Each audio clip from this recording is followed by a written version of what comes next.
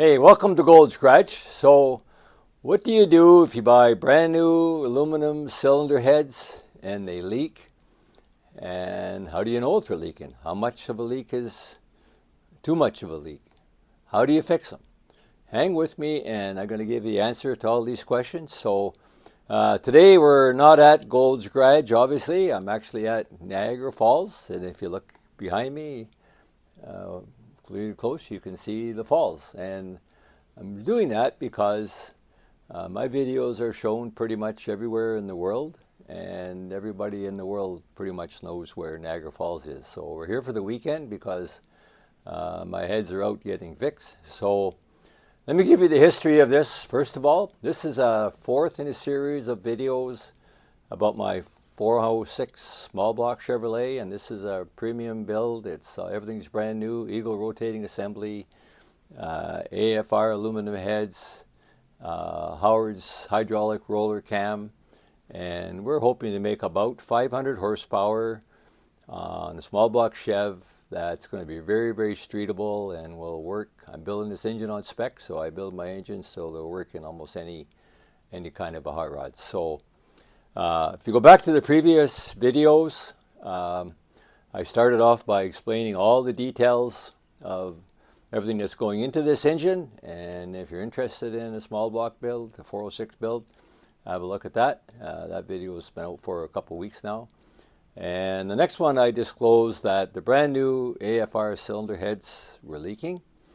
And how do I know they're leaking? Because before I even assembled the engine, I put the heads on the block with the pistons in, of course, and sealed them with a gasket and did a leak down test, even though I had no intention of starting them up that way.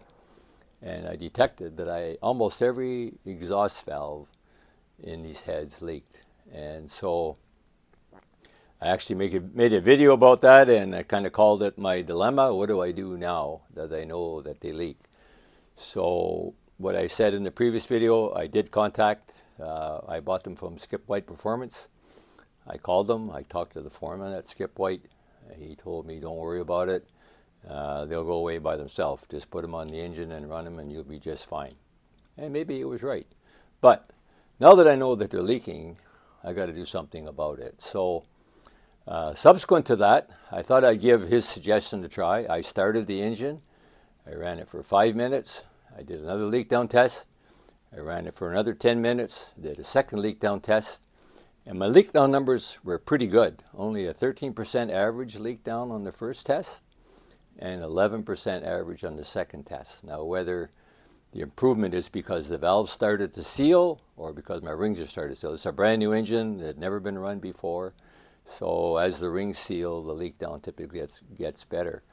11% is a really good number. However, to test, and if you're interested in knowing whether your heads may be leaking, here's a good way to tell. Pressurize the cylinder, spray a little brake clean in the exhaust port, and there's bubbles coming out there, which tells me that it's leaking. So in the previous video, I laid out my dilemma. I got lots of response, some pretty negative, saying, what are you thinking? You don't put them on and run them if they're leaking. Well, I'm not going to let them leak on an engine that's finished.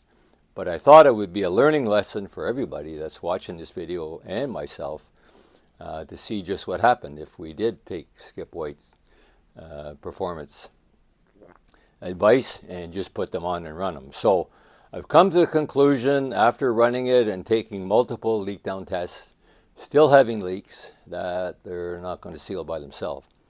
I took the heads off. I did lap the valves in one of the cylinder heads. All the exhaust valves leak. None of the intake valves leak, for what it's worth. So I did lap valves in one of the heads, the passenger side. I totally sealed number 4 cylinder, but the other cylinders, although they have improved, are still leaking. So what do you do once you know that? Even though the engine, as I said in the previous video, probably 90% of these heads come out of the box, go on an engine, get started. I'm sure this engine would run just fine. I've run engines before that had more leak down than that, and they ran just fine. But I'm going to get this engine to be as perfect as possible. We are trying to make about 500 horsepower and a very streetable engine. So we want it to be right. So Fortunately, in my last video I said if I have to get them fixed, fortunately I know someone who can do it right. Because one of the concerns I have is these heads have a very sophisticated, the intakes have a 5-angle valve job, the exhausts have also a very accurate valve job, and Skip White Performance, if you watch their videos, their advertising videos, they make a big deal about that being very important. And the flow numbers that they display or they show for these heads are important to me, because if I'm going to make that kind of power, I need that flow. So I just didn't want to take them to some local machine shop, who doesn't have either the tooling or the wherewithal, the interest or the motivation, the time to fix the leaks, seal the heads without destroying the 5-angle valve job. Fortunately, I do know somebody that can do that, and his name is Bill Little.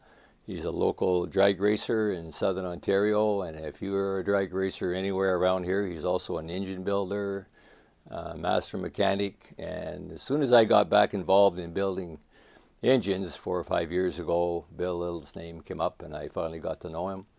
And I called him up, and Bill had watched my videos, and as soon as I talked to him, he said, I already know the solution.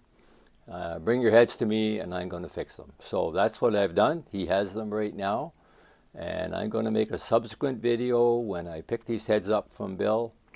I'm going to make a video with Bill in the video at his shop, and he's going to explain exactly why they leaked and what he did to fix them.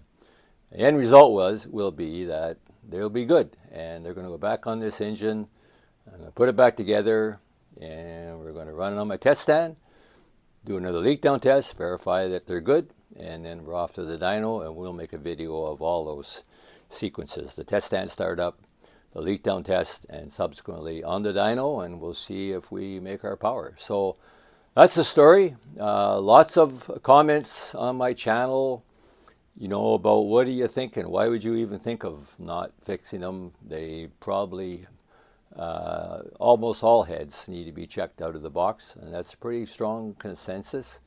And it looks like they're right, because if you took your heads out of the box and installed them, maybe they're leaking too.